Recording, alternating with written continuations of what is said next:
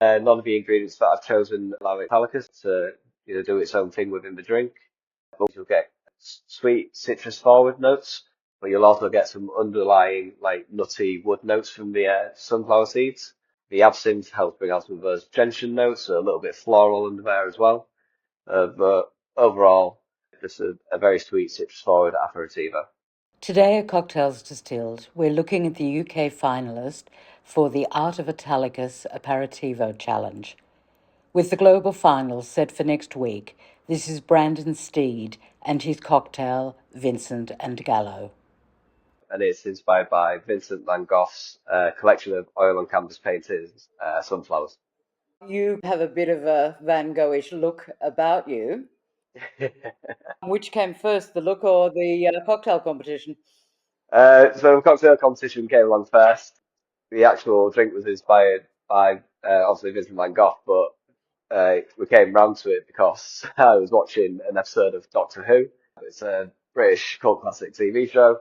The Doctor is a time traveller, and in one episode he goes to see Vincent Van Gogh. And if you ever get the chance to watch it, it's a beautiful episode about the life of Van Gogh and his artwork. Take us through the ingredients of the drink. Yeah. So obviously the Italicus came first, and then that's quite a sweet, slightly citrusy Rosolio, it comes from the Latin rosolis, which means the fruit is harvested in the morning dew. And I wanted to find ingredients that really brought through those citrus sweet notes, and sunflowers, obviously coming from the paintings that inspired the drink. I found that their sweet nuttiness worked really well with the Italicus, but I did find that alone it was too sweet.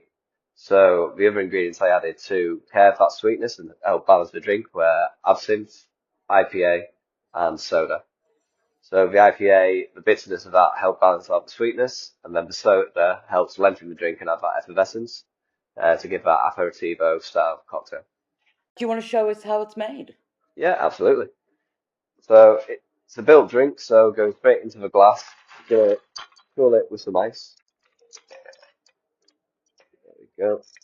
So first we're going to go with the Italicus, and it's 60 ml per serve.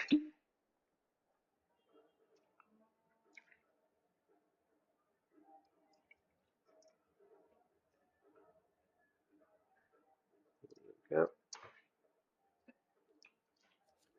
And then this will be 40 ml of the homemade clarified sunflower seed orgeat.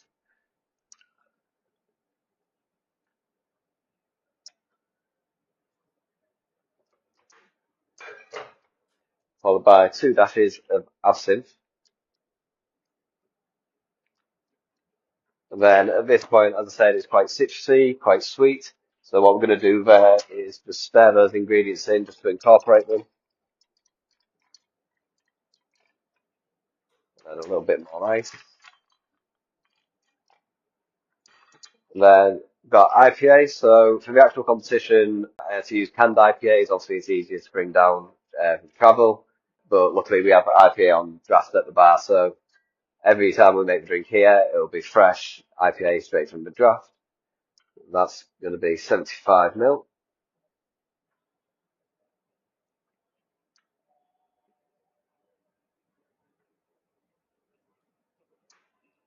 And then we're going to top it up with 75 ml of soda as well.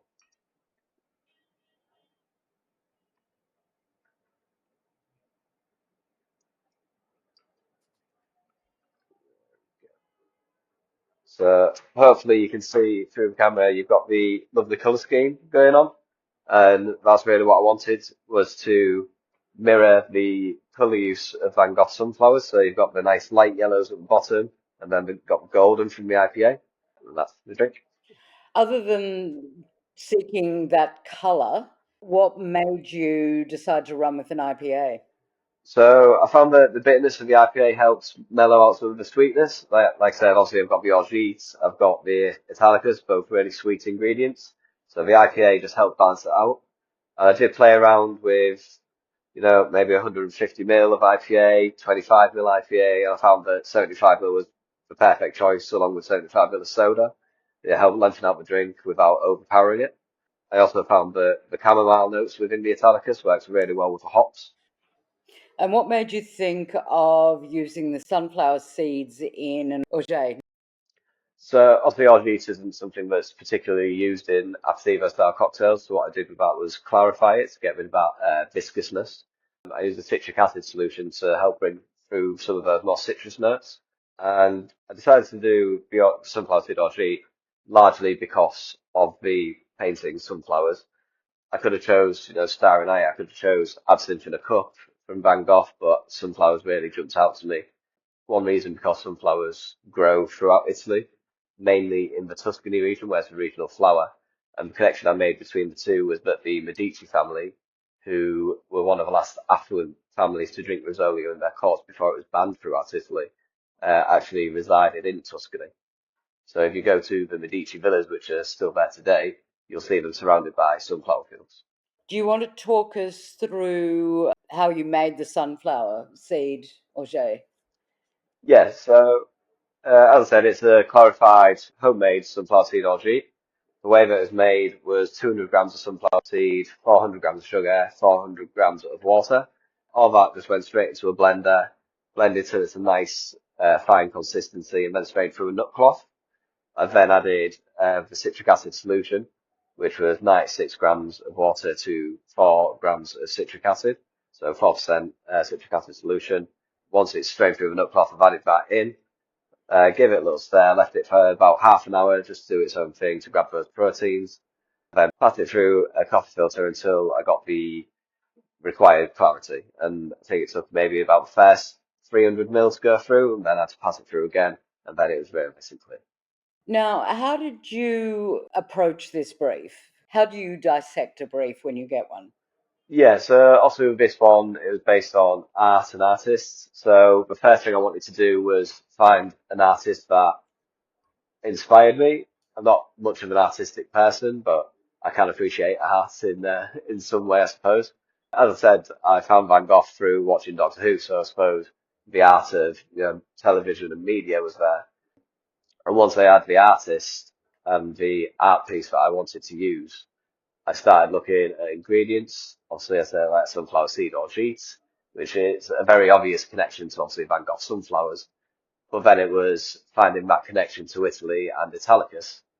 So finding the connection to Italy was obviously that sunflowers grow throughout Italy all year. The fact that they grew in Tuscany where the Medici's resided and it was the regional flower was one of those things where it just sort of started falling into place as if it was meant to be.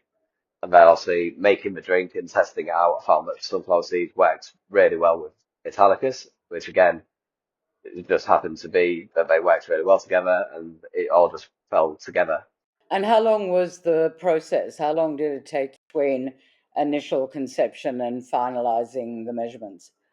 So I think it probably took about a month overall.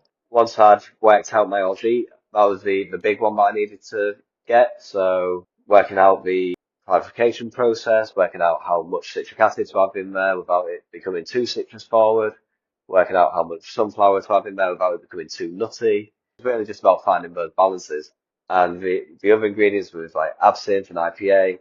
The absinthe came in because it's widely acknowledged to be one of Van Gogh's favourite tipples. So I think any sort of drink based on Van Gogh would be amiss without a bit of absinthe in it. And then the IPA came in because Giuseppe Gallo actually did an interview where he said that one of his preferred ways to drink Italicus was alongside a pint of IPA. So that's where the idea of the IPA came in and started playing around with that. And again, it was just about finding the right balance so that it didn't throw the Italicus off, but also didn't throw any of the other ingredients off. What advice would you give any bartenders who are trying to come up with drinks for a competition? Always read the brief. I think a lot of bartenders sort of read a brief and sort of get their own idea in their head. While it's always good to be creative and take your own spin on things, I think a lot of companies do want you to just really stick to that brief. Sometimes keeping it simple is best. But I would also say find something that inspires you. So if you're going to make a drink and you're not inspired by it, ultimately the drink's probably not going to be very good. You're not going to enjoy it. Judges aren't going to enjoy it. So always find something that inspires you and make sure that you actually enjoy the drink that you're making yourself.